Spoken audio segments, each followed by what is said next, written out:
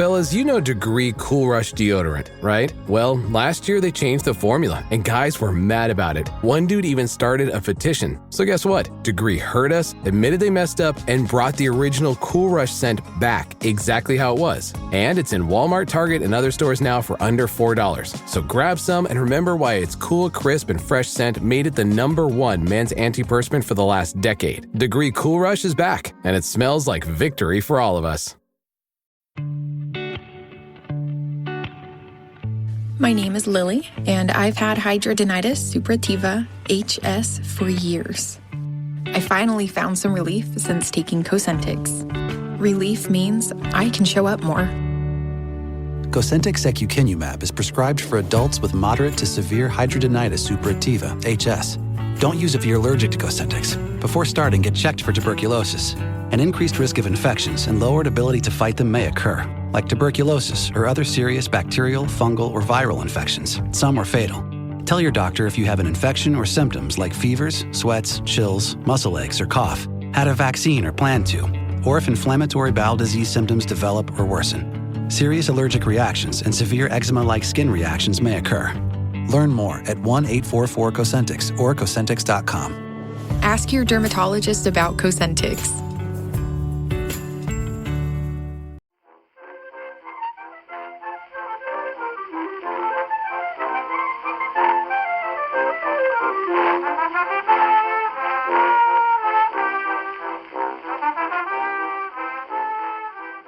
Hello and welcome to Backlisted, the podcast that gives new life to old books. As usual, we're gathered around the kitchen table in the luxurious offices of our sponsors Unbound, the website which brings authors and readers together to make great books. I'm John Mitchinson, the publisher of Unbound. And I'm Andy Miller, author of My Own Misfortune and Other Stories. I'm also the author of The Year of Reading Dangerously. This is going to be a slightly different show, folks, as we are focusing not on one specific book. We're going to talk about what we've been doing over the past 6 weeks since we were last gathered together, basically what we read on our holidays. Yeah, this is we always like to shake things up on Backlisted, listener, as you know. And so this is our summer reading episode. And what normally people do for summer reading is they invite celebrities or special guests in to talk about what they're going to be reading in the summer. But what we've decided to do is have no special guests, no celebrities, and do it retrospectively. At the end of the summer. At the end of the summer. A kind of roundup, an actual roundup. Are you saying I'm not a special guest, then? You are. We're joined as usual by We Matthew are joined Clayton. as usual by Matthew Clayton, author and celebrity.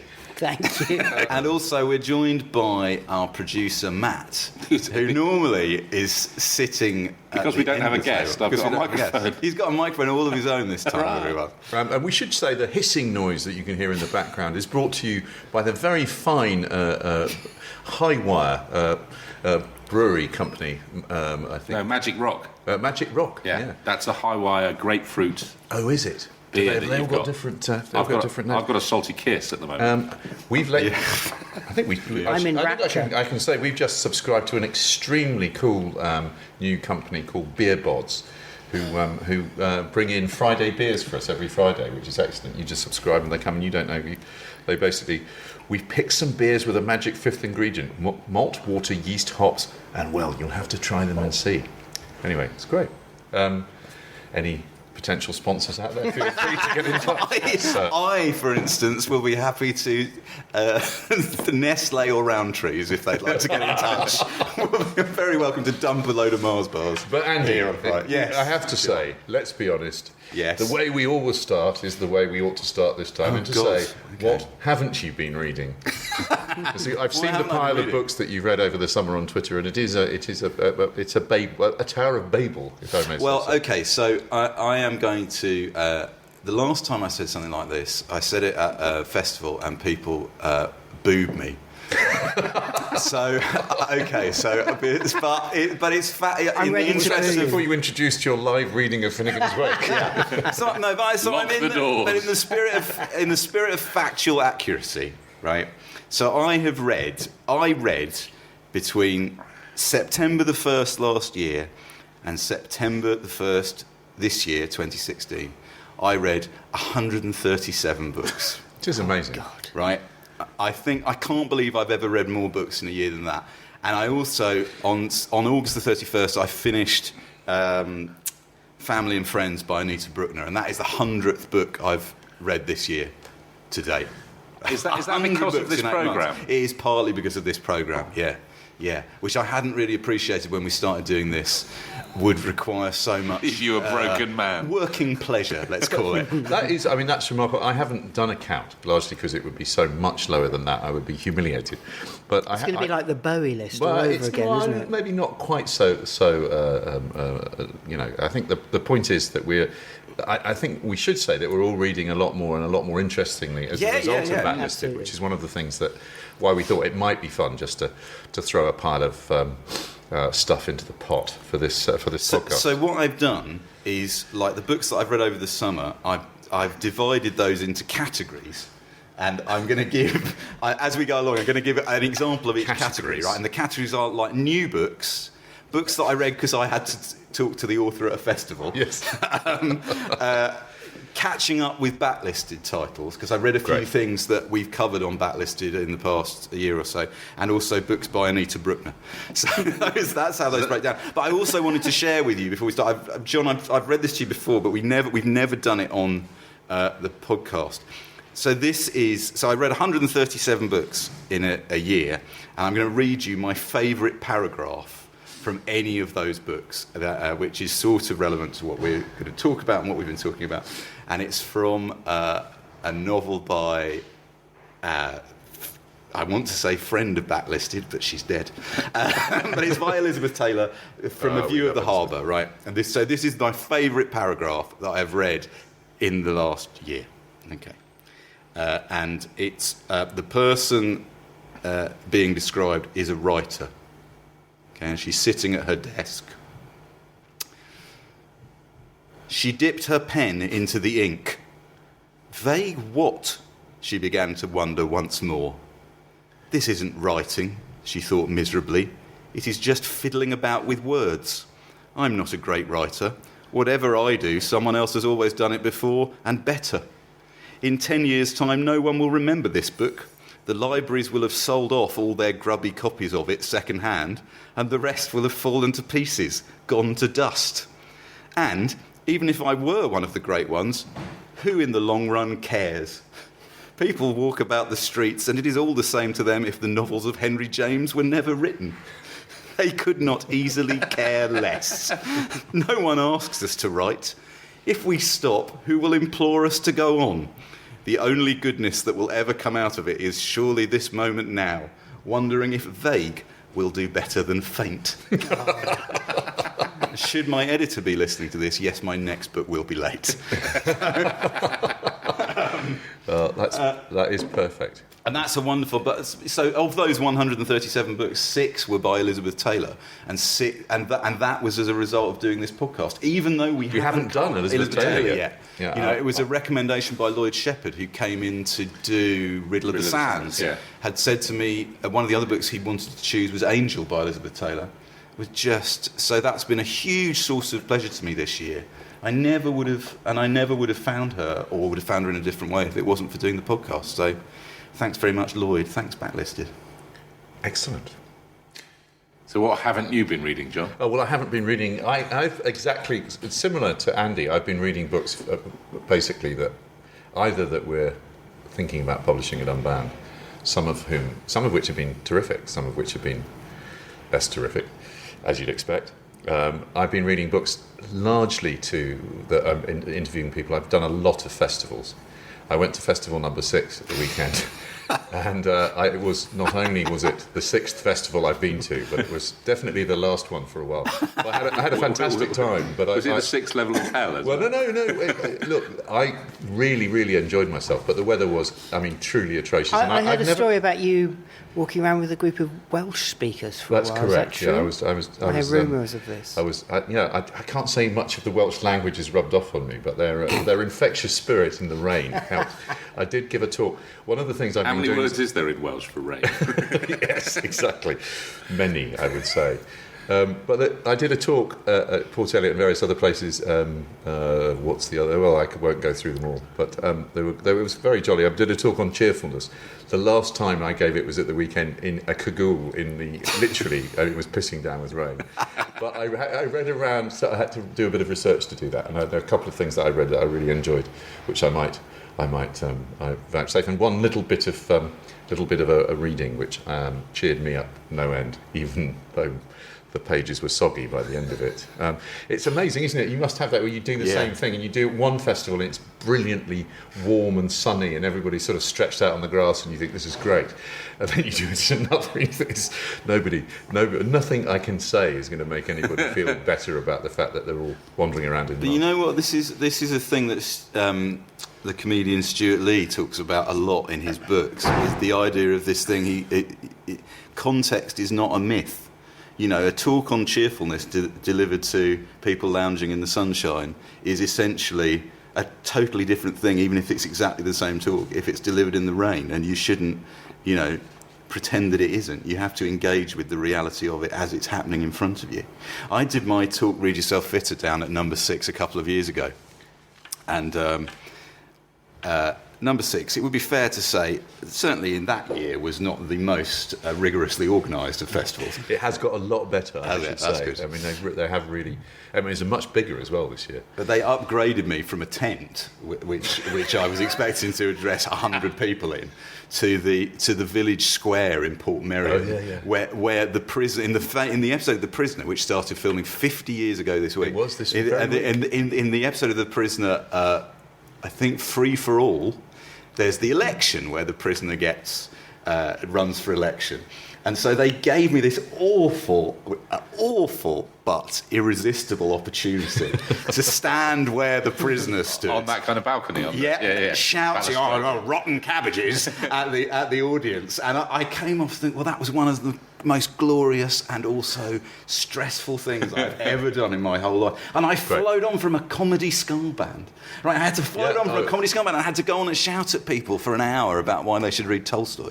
It was quite... That's Piazza. Quite the setting. I've done that Piazza gig, and it was sort of what I was doing at the weekend, but it was, it wasn't a Piazza so much as a mudslide. And serious, when the rain really starts to sheet in North Wales. I mean, there's no hiding from it. But I did it. It's that thing I did it one year. I did a talk about laudanum there, which everybody got kind of. Oh yeah. Yeah, I was there that year. Yeah, it was fun, and there was a really eclectic mix of people. There was sort of Sam Lee, the folk singer, talking, and then I did something. And I do think that one of the fun things about festivals now, and having talked to friends from abroad, there isn't anything really like the UK festival circuit. Certainly in Europe, where you have music, spoken word, comedy, and all the kind of cross-fertilizations in between, all in one place. Do you think that's because Glastonbury was the big daddy and everything's percolated out from that and taken a bit of the literary comedy performance? I don't know. I wonder if it was almost like there were sort of different cultures. You had the sort of Glastonbury music, pure music, and then you had the Hay Festival, which was pure, and they kind of created crossbreeds, like Latitude, I think, was the first where I was really... I think Port Eliot was one of the first, really. Yeah. Port Eliot took that spirit of the literary festival and added music to it. But also they're all quite different. What's interesting is in terms of audiences, I think they're quite different from one another. I think like the Port Eliot audience is quite different from, say, like I was at Green Man a couple of weekends ago. The audience there's very different to the Port Eliot audience, and it's different again at Number 6, and it's different again at End of the Road. I was at.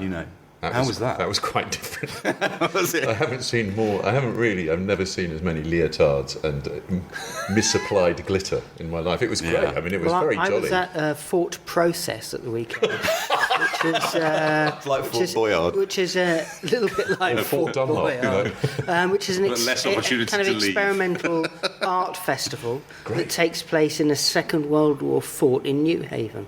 Wow. That It was extraordinary, absolutely extraordinary. If you like the music that goes like this, at very, very well, let's loud be honest, volumes. you're not averse to a bit of that. I'm not adverse to a bit of that, but there was a lot of that. Yeah. I must say, my festival But it was high wonderful. points. My festival high points were musical, though. John and I both saw Michael Chapman playing in a tent at Port Elliot, who was just Best thing I've seen in a long time. out of this world. That and Bo Ningen. I have to Did you say. get? Japanese Yeah. Oh, that's good, wasn't it? They I good. thought they were amazing. Yeah. Well, mine was Japanese metal. mine was Dexter Petley. Oh, Dexter Petley. Yes.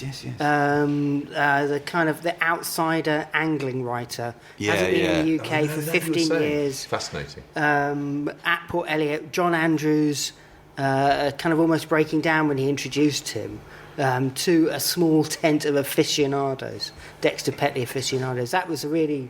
That was That a could be a special really moment good for me. pun, couldn't it? An angler and aficionados. It could be. It could be. And I also, That was good. again, my other festival highlight was that Green Man was seeing Michael Rota from Noi playing in a tent. And I went along thinking, oh, well, this will be all right. You know, Michael Rota is in his 70s, it'll be okay. It was so phenomenally brilliant. Really? Yeah, oh, God almighty. And he was picking all the best stuff from the Harmonia and the Noi and his solo stuff, an hour. And he looked, and it was one of those amazing performances where the tent was really packed with people who were really into it, and clearly that energy was making its way up on stage. And he just looked delighted to be there, delighted that people knew what this music was. I mean, it's basically, which has been pretty, you know, with the best will in the world, has been pretty obscure for a pretty long time. Yeah, that was it. That was extraordinary. Yeah. And I wanted to also mention, I don't know if any of you saw at Port Elliot, our former guests, Joel Morris and Jason Hazley. Yeah, I saw them late one evening. I did. Yes, indeed, yes. They were in the Idler Idler Academy, which is where I have to say that was probably my literary highlight of the summer, was seeing them read advanced text from the Ladybird book of the Zombie Apocalypse. It was absolutely brilliant. Absolutely brilliant.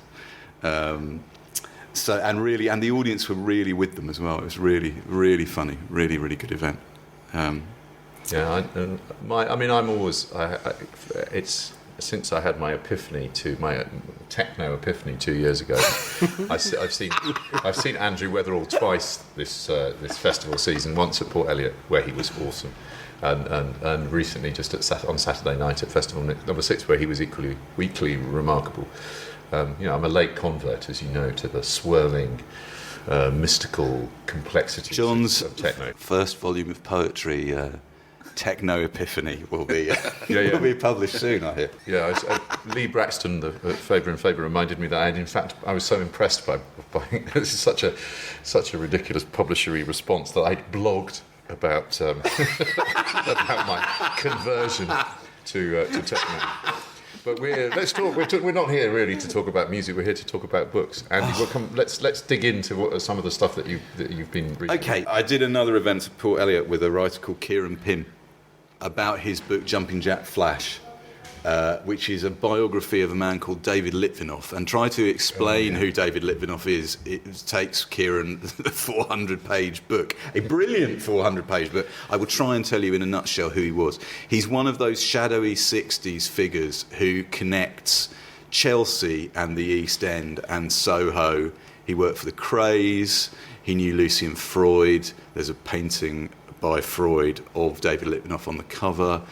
He was the technical advisor on the film Performance. What that actually means in terms of technical advice is many of the ideas and much of the dialogue, and indeed the inspiration for the film, is based on Litvinoff himself. Isn't technical advisor just means drug dealer? Because Donald Cammell And there's some of that too. Donald Cammell, the director, didn't really do much after Performance, did he? No, he Nick Road makes a film called What's the Eye, yeah. Which is also famous because it's about the only other film I can remember, Kathy Moriarty, the amazing actress in Raging Bull. She stars in that, but I would have expected her to have a much... But it's one of those, it's going back to Jumping Jack Flash, and he knew the Stones, which is why it's called Jumping Jack Flash, and he was one of the great collectors of blues records of that era. Eric Clapton's an interview in the book with Eric Clapton where Eric Clapton says, basically, if it came to the blues, who knew about the blues in Britain in the 60s? It was me, it was Keith, it was Brian, and it was David Litvinoff. He was the only guy you could go toe-to-toe with who would first of all know the record you were talking about and come up with a better one you didn't know about. That sounds great. I love the idea. No, it's such a good book. But to give you, Was he not quite unpleasant though? he is a I deeply, picked up, I think, in maybe in a review or two. a deeply amusing and unsavoury man. Yeah. In equal measure. And Kieran had access to tape recordings of Litvinov, which are a bit like, you know how when you're I think Pete Paphides says this, he's absolutely right. You know when you're a teenager, the first time you see Don't Look Back, the Bob Dylan film, you think, wow, look at Bob Dylan. Look what a cool guy Bob Dylan is, putting those people in their place. And then when you see it 20 years later, when you're in your 30s or 40s, you think, why is Bob Dylan being so rude to everyone? Right?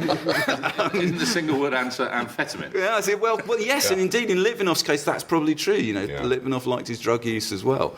But what you have, and why Kieran's book is so good and also I think important, is it manages to tell you the story of the 60s that we've all heard a lot, and make it fresh and make it new and make you understand why the coming together of different types of people from different disciplines and classes is a sort of uniquely 60s experiment that might not be repeatable. You know, our former guest will be saying this a lot today, but Jonathan Green, who knows this area probably better than anyone else, gave an absolutely incredible review for this book, saying this is sort of the most important book to be published in this area in the last 20 years. That's a pretty powerful encouragement. Yeah. And the event that we did at Port Eliot, Kieran had invited a couple of his friends who are actors to act out bits of the book. This is my favourite part of the event. So they acted out a couple of bits of the book, and I'd asked Kieran, I said, so when you were writing this book, do you like David Litvinov? You know, this guy, you know, he doesn't seem very likeable guy. Did you like him? You say, well, you know, he was sort of, yeah, I don't know, I could sort of respect him. Anyway, when Kieran's friends were then reading out bits of these transcripts of Litvinov's appalling behaviour, Kieran was just sitting there laughing and laughing and laughing. He clearly got Stockholm syndrome as a result of spending 5 years longer with this crazy, inspirational dead guy. But I cannot recommend that book highly enough. It's absolutely wonderful. 400 pages. I read it in like a couple of days or something. Couldn't put it down. Wonderful. Cool. Now, if I'm not mistaken, the Venn diagram that links the four of us is a pretty meagre one, isn't it? Like maybe none, except for you two. Oh, I see. I'm the books that we've read. Oh, I see. I'm we've read. You know, as human beings, obviously. Yeah, it's almost like four completely perfect circles on top of it, like a kind of like a slinky. I'm pushing it too far now. Falling downstairs. Bad metaphors. Yeah. No, but there is one book that I know you two, Matt and Matthew, that have read, which is the Booker-winning large tome from Marlon James called A Brief History of Seven Killings. Yeah, so I picked up in Bridport. So I've turned into this thing of, and Bridport's become important to me because it's a stopping point down to the West Country. And it's a great book town. It's a great place to stop if you want to buy books. So for the last few years, heading down to Cornwall, me and my family have stopped in Bridport to buy books. There's a Waterstones there. There's a great independent booksellers. There's a lovely second-hand bookshop, and there's a bunch of charity shops as well. It's also, so I picked it's got port in its name, and it's not actually a port, is it? The port That's is kind true. of... And there's a literary prize. There's a Bridport literary prize. Is that? That's And interesting. Is I it picked it bridge? up Does there. that stand for bridge? I don't know, but the port's like 3 miles inland or something. Wind it back in, you two. Wind it back in. Okay. So I bought it there, and I've loved it. You're about halfway through. I'm halfway through it. The book's about... It's centred on the attempted assassination, which really happened. Its attempted assassination really happened, of Bob Marley, just before the 1976 election in Jamaica, when he was shot in his compound in the middle of Kingston. And the reason that Marlon James has managed to construct something around it is that the killers were never, or the attempted killers, the assassins, were never caught. Nobody knows who did it. And the book, interestingly enough, Eric Clapton has a walk-on part, previously mentioned, because there's a bit where they discuss about a racist singer singing "I Shot the Sheriff," and then standing on stage and proclaiming for the NF in the UK. But it's just so much more than that. It's told from the point of view of a lot of different characters. CIA agents based in Kingston, a woman that Marley's had a one-night stand with, a couple of young boys from different parts of the ghetto in Kingston. You've got to remember as well that Kingston at that point and Jamaica at that point was riven by politics, that you were one side or the other. There were two political parties, and they really hated each other. One was socialist, and there were worries that they were going to become Jamaica was going to become another outpost of communism in the Caribbean, and the other was quite a kind of right-wing government that was supported by the CIA and various other nefarious kind of interests. And it's just, I thought, I mean, I've not finished it yet, but I think it's a brilliant book. And I enjoyed it. I mean, I don't think it's a masterpiece. It reminded one of the other books I read But we this summer don't bandy was, that term around lightly on I'm this not show. going to. We're not going to do that, are we? City on Fire, which is a book about New York in the 70s. That is, again, an ambitious book. It's 1,000 pages long.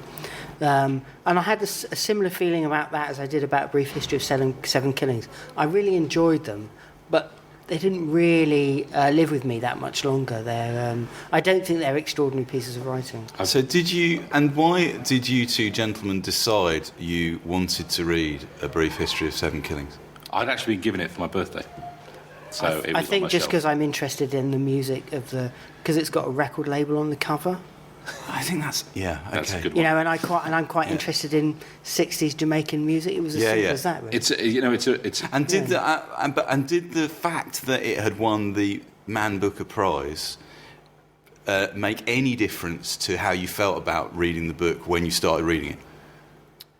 Yes, I think it did. I think my expectations of it were different from what it actually... Because I think it's very much like an Irving Welsh book. It's really not the sort of book that I think would win the Booker Prize. Well, I'm interested in prizes because there's always a lot of, there's a lot of talk about why prizes work. I mean, we sort of know that prizes do work. Yeah. Generally, the Booker Prize works. Not all of them, but there is this sort of thing that happens. I remember years ago, Andy, we did some research at Waterstones, just asking people about prizes. And the interesting thing was that what people said was it wasn't necessarily that they thought it was going to be a good book, but it was a book that they felt there was a context to, so that when they read it, they would be able to share their experiences with other people, because there was a much better chance. Okay. There are some people, I think, who really, really love to be early adopters and to be pioneers, and who will go out and read stuff that is obscure and difficult. But a lot of people, it's an interesting thing. I'm sure this is why book groups sort of took off, which sort of have taken off in the last 20 years in a major way, is that people like to contextualise their reading, they like to talk to other people, they like to sort of swap opinions. It's a sort of reading as a social activity, which I guess is something that it's what we're engaged in too. It's what we're doing with the podcast. The reason why I asked Matthew and Matt that is, like, I have read 2 Booker Prize winners this summer. One by Anita Brooke, and indeed, and the other by Ian McEwan, which was Amsterdam.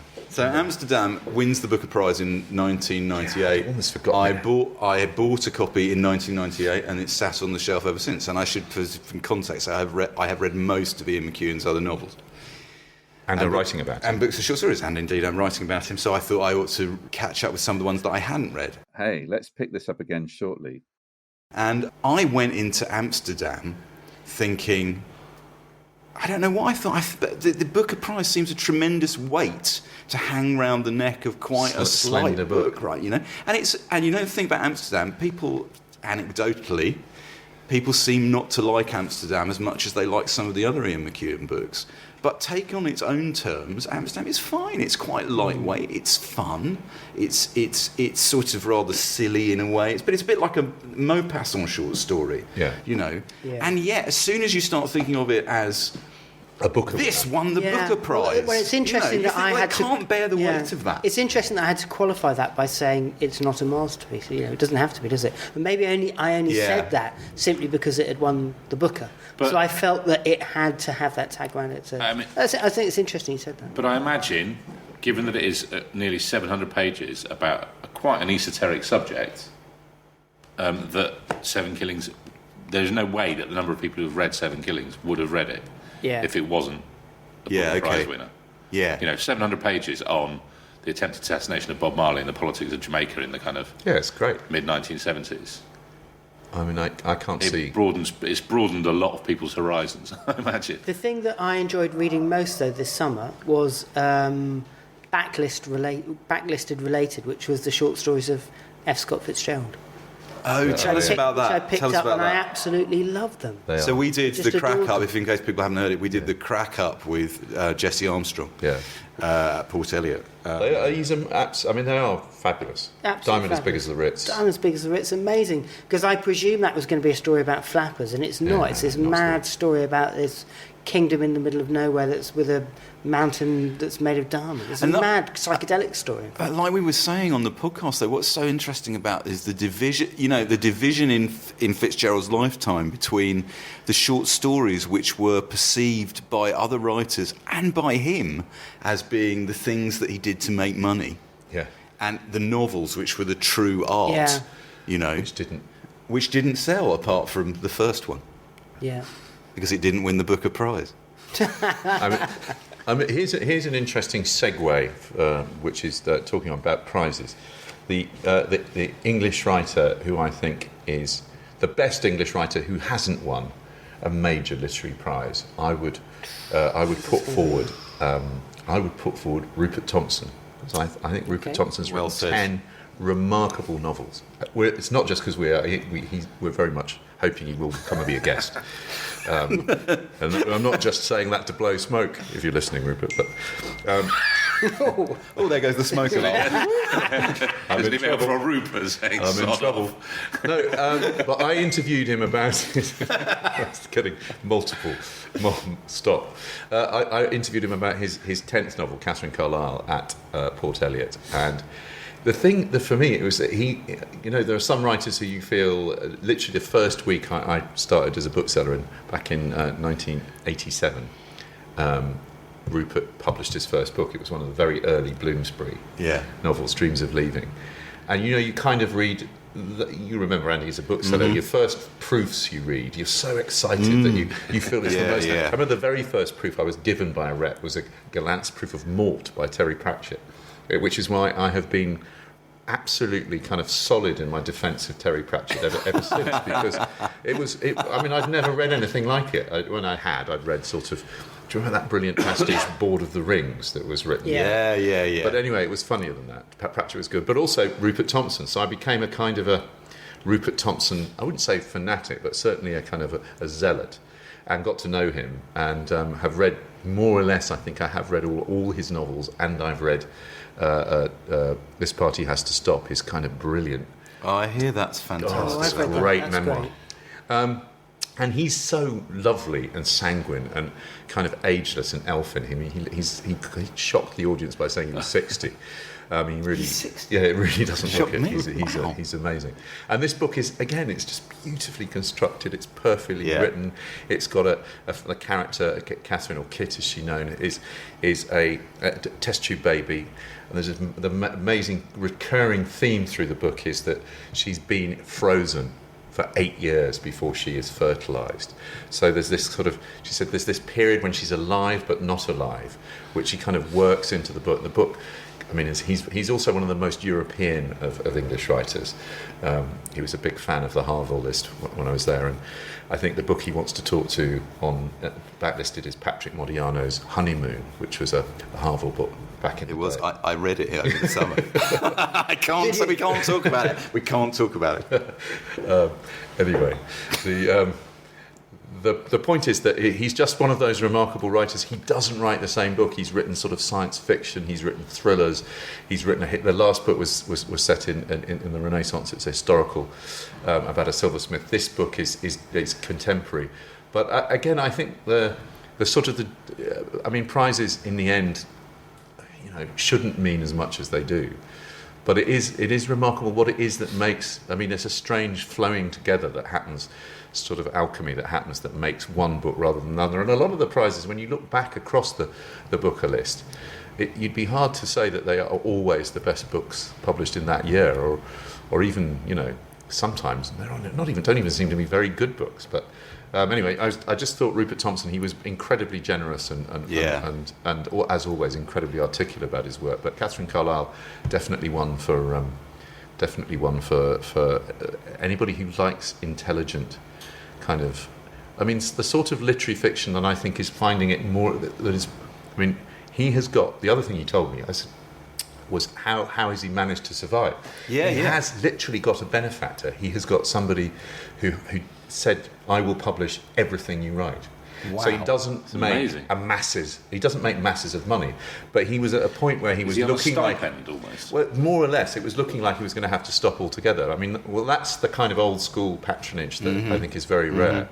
And he certainly deserves that. But is it something that may come more back into fashion? Well, I don't know. In a funny kind of way, I suppose it's slightly what we're trying to do with Unbound, is that if you've got, I mean, it should be about quality. It shouldn't be about fitting into some neat kind of decided genre. It should be about, I mean, that's the great thing about Rupert. I think he dissolves genre. He doesn't really, he writes a different book every time, which is, as every publisher will tell you, a problem when you're trying to position him in a market that doesn't really care.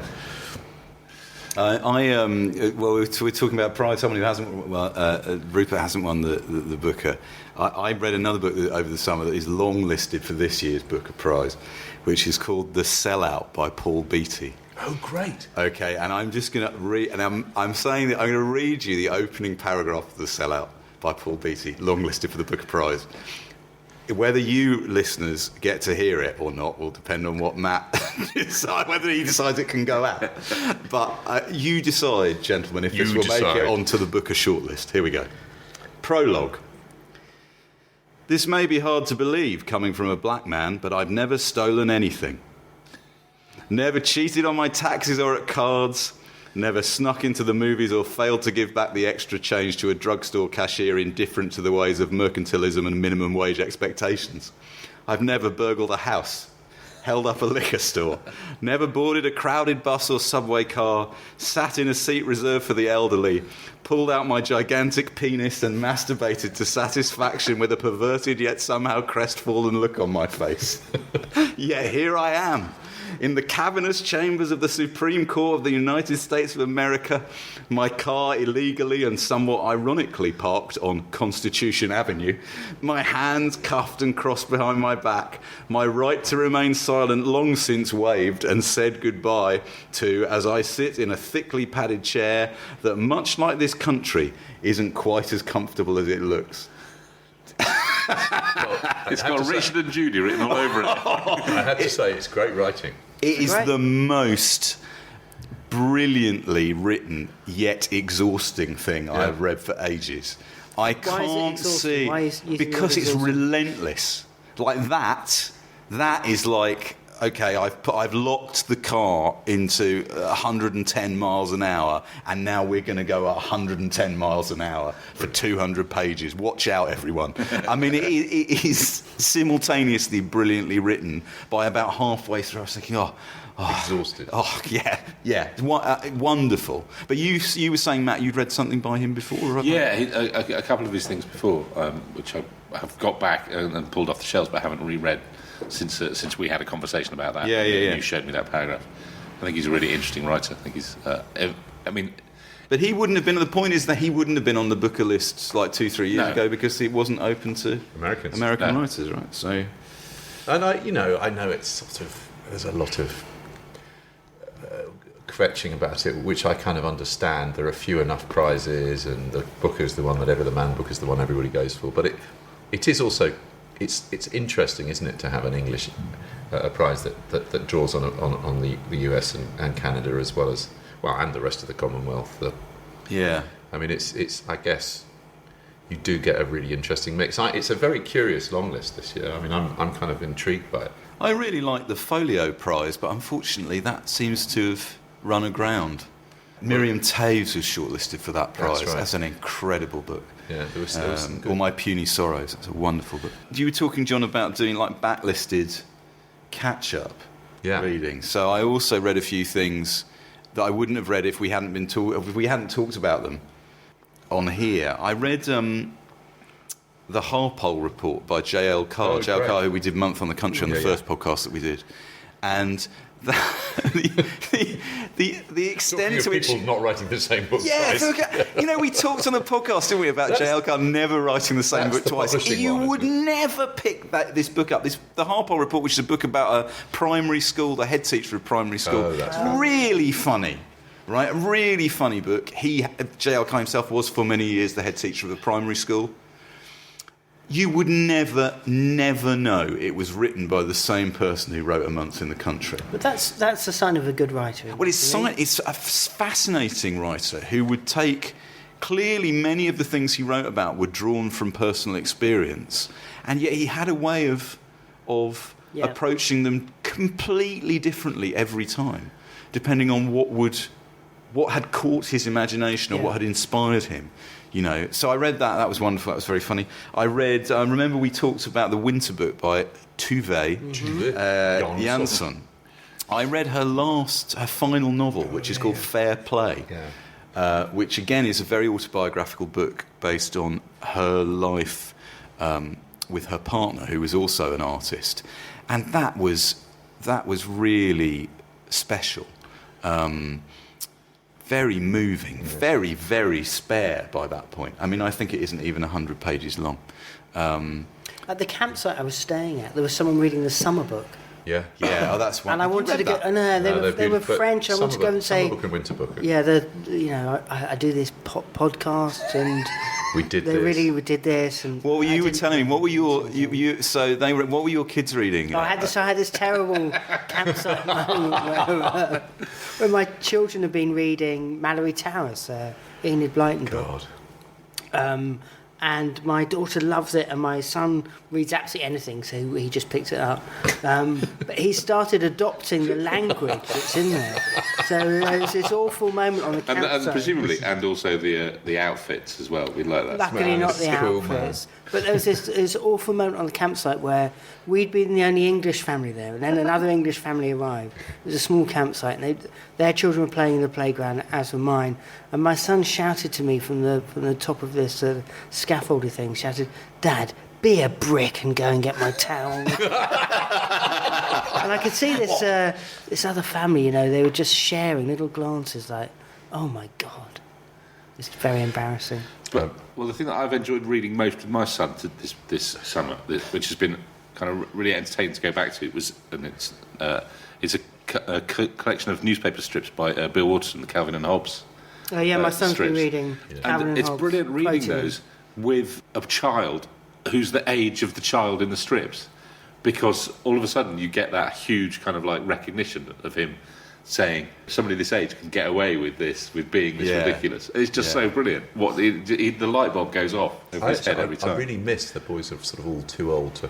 My youngest is now reading the collected H.P. Lovecraft stories. Yes! It's a massive time. We had this... I said to him the other day, I said, Rory, I would just dip in and out. I don't think you should try and blast your way all through them. Ask him, right. The thing about Lovecraft, because I read some Lovecraft for the Year of Reading Dangerously, I didn't write about it. The thing about Lovecraft, which I love, we must do Lovecraft on here, right? We have to get someone to come in and talk about Lovecraft. The thing about Lovecraft, the horror writer, who was never published, who never got a book out in his lifetime, there's a reason for it. I'll tell you what it is. He couldn't write. He was no good at writing. And yet...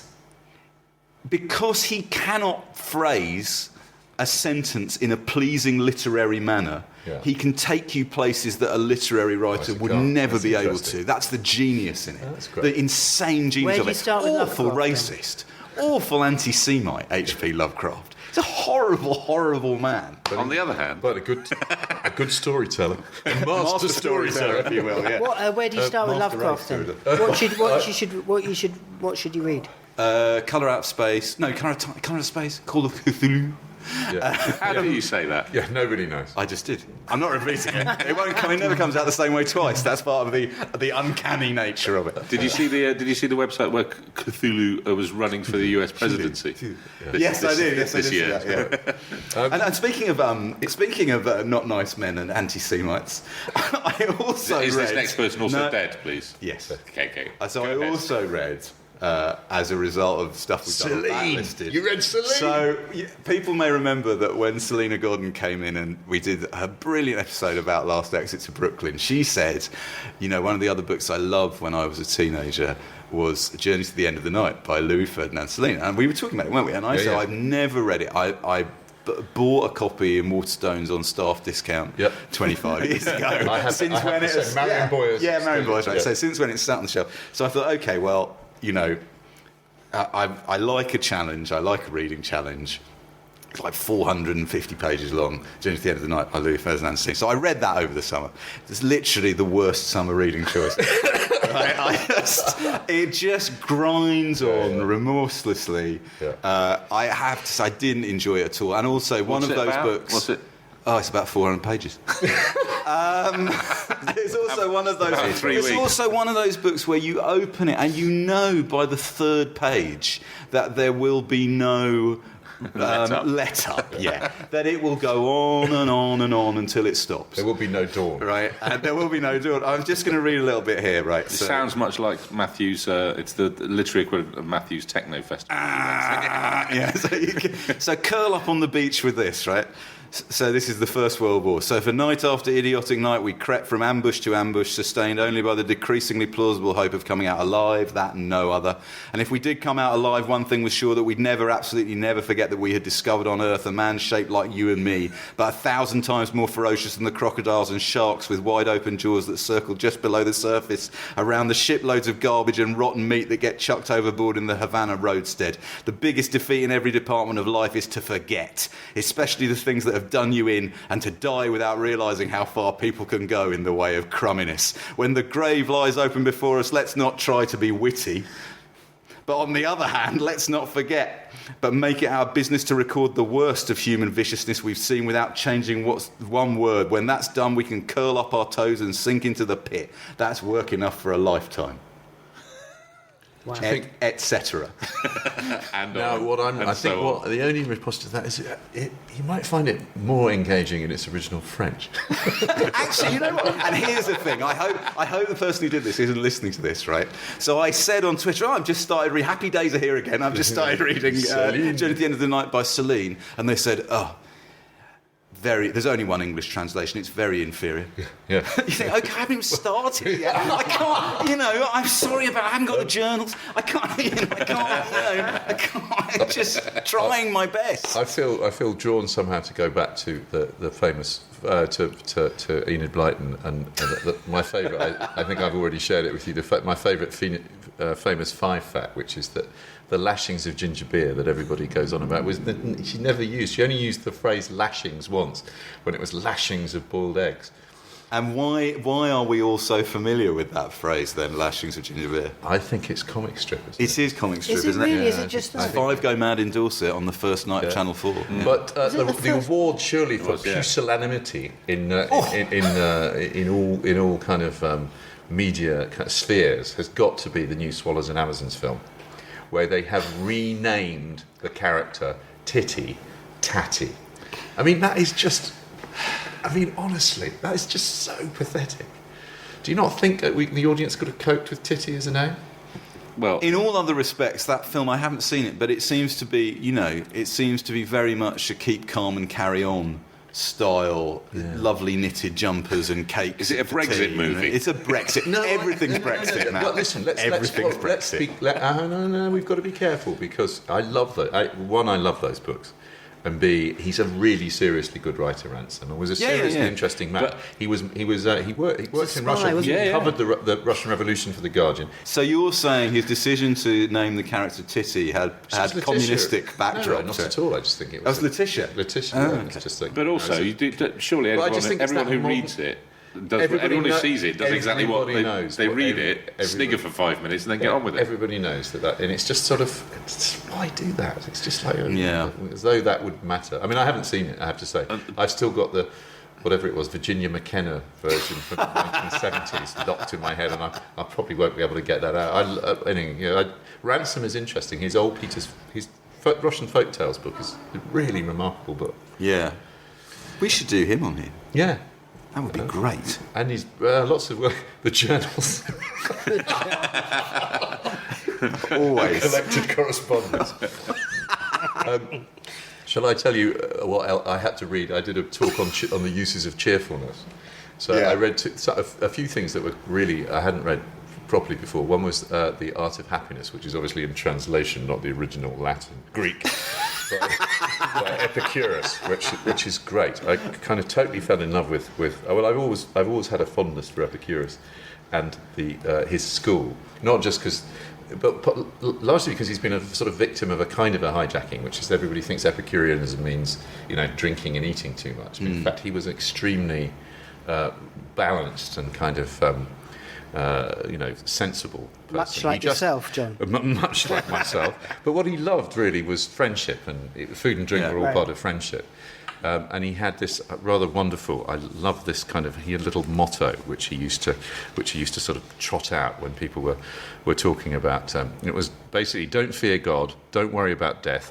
What is good is easy to get, and what is terrible is easy to endure. It was called the Four Cures, and this was basically. It's kind of quite a useful philosophy for living. Really, it was basically he didn't believe in that there was any need for the supernatural. That fear was the thing we were all really trying to avoid, and the fear of death or the fear of being found out. So incredibly wise and sensible, but so wise and sensible. His great teacher was a guy called Democritus, who we all now know as the guy who suggested that the universe was composed of particles called atoms that couldn't be divided any further. But Democritus was also known as the laughing philosopher, and he made himself incredibly unpopular in Athens by just going around and laughing a lot. Plato, in particular, wouldn't even have his name mentioned. And I quite like the idea. He was from the Wouldn't give north. him house room. He was from the north. He was from Abdera in the north, and he arrived. He basically didn't believe. He was a materialist. Believed that the universe didn't believe in any of the gods, and would stand at the back going, "Whoa, load of old crap! You useless ponce, Plato!" And I find that sort of school of things. So the other thing I did was I read about Richard Feynman but I just wanted to read one paragraph of Dickens because I was trying to find bits which encapsulated for me cheerfulness in all its. And this is the brilliant bit in Christmas Carol where the Fezziwigs. Do you remember the Fezziwigs? Yes. But it's just a great bit of writing. A positive light appeared to issue. Now, Mr. and Mrs. Fezziwig are broadly, I think, probably in their 60s as a couple. A positive light appeared to issue from Fezziwig's calves. They shone in every part of the dance like moons. You could have predicted at any given time what would become of them next. And when old Fezziwig and Mrs. Fezziwig had got all through the dance, advance and retire, hold hands with your partner, bow and curtsy, corkscrew, thread the needle, and back again to your place, Fezziwig cut deftly, that he appeared to wink with his legs and came upon his feet again without a stagger. A small matter, said the ghost, to make these silly folks so full of gratitude. It isn't that, said Scrooge, heated by the remark and speaking unconsciously like his former, not his latter self. It isn't that, Spirit. He has the power to render us happy or unhappy, to make our service light or burdensome, a pleasure or a toil. Say that his power lies in words and looks, in things so slight and insignificant that it's impossible to add and count them up. What then? The happiness he gives is quite as great as if it cost a fortune. Just love that. That's great. And that's that idea, that the Wordsworth idea, small unremembered things. But You were talking there, you mentioned Richard Feynman there. Oh, I love I must just mention this while it occurs to me. So one of the other things that's Who's been Richard happening... Feynman? he's a great physicist, but also a madman. He used to he used to go and And do- lecturer, right? amazing lecturer, won the Nobel Yeah. Prize at the age of 30. Right.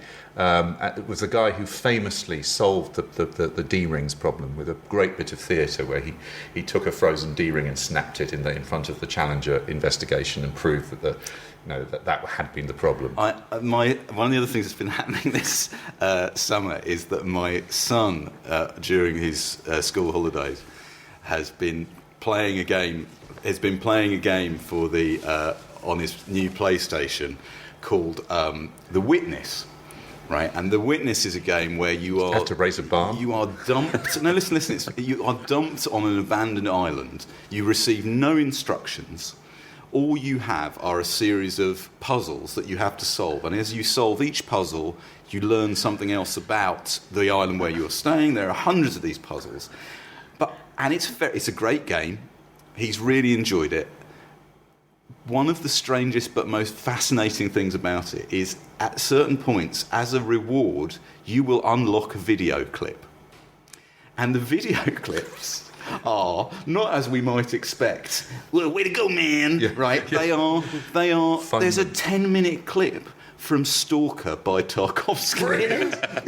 My son went, Dad, I'm not sure what's happening in the game. I said, like all viewers of Stalker. And then again, we were playing one bit, and Richard Feynman pops up. Brilliant. And there's a 10-minute extract in black and white from a television lecture by Feynman. And then there's another bit, and this was the thing that made me, I nearly fell off my chair laughing. So you solve this logic puzzle, it's quite difficult, you have to move some blocks around. He did it. My son went, yes!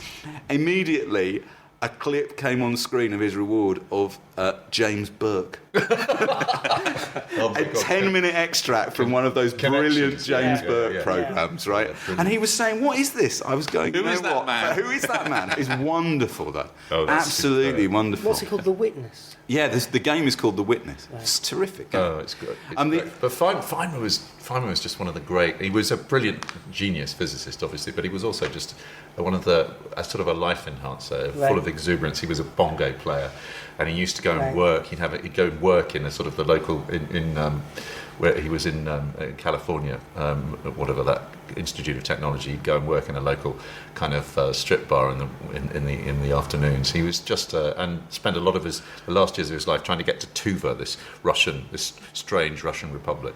But he was also a fantastic lecturer, and he was the person who said, quantum physics. This great little quote from me. He said, "What I'm going to tell you about is what we teach our physics students in the 3rd or 4th year of graduate school. It is my task to convince you not to turn away because you don't understand it. You see, my physics students don't understand it. That is because I don't understand it. Nobody does."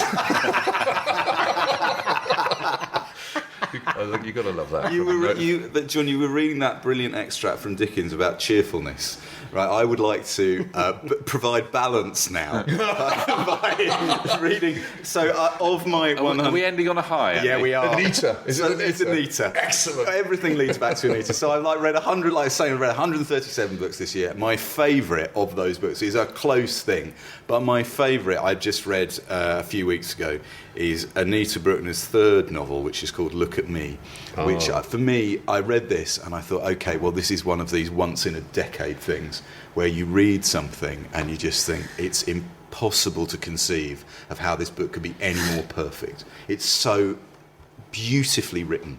It's funny. It's incredibly moving. It's a book about books. It has a sort of feeling of existential horror about it as well as it goes on. I was sort of thinking, this beer, is there anything it can't do? In the words of Homer Simpson. But is there anything?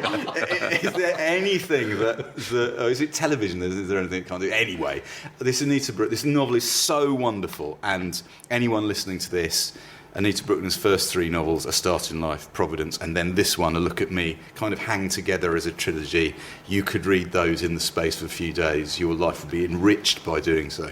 But the first chapter of Look at Me ends with a paragraph which I have to say I read and I felt like someone had walked over my grave.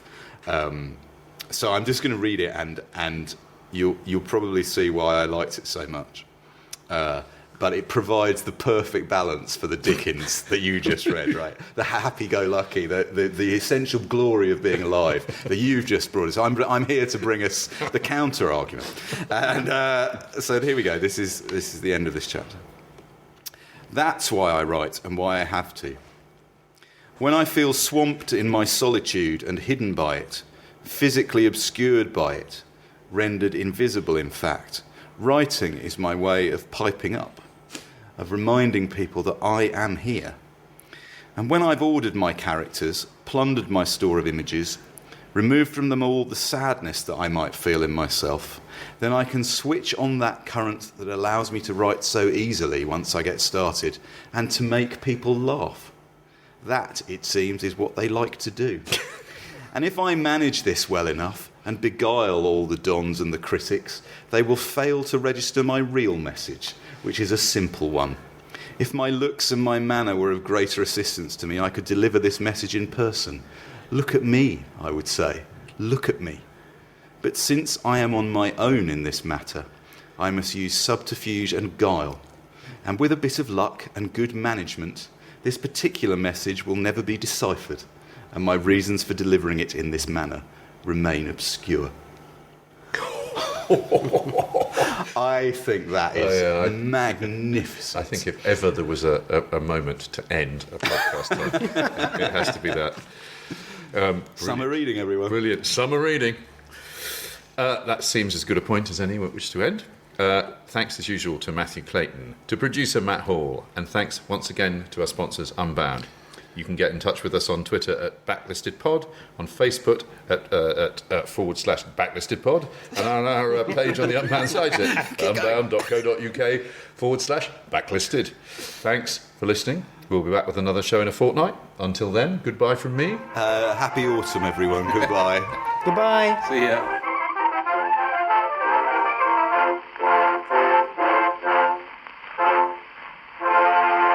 You can choose to listen to Backlisted with or without adverts.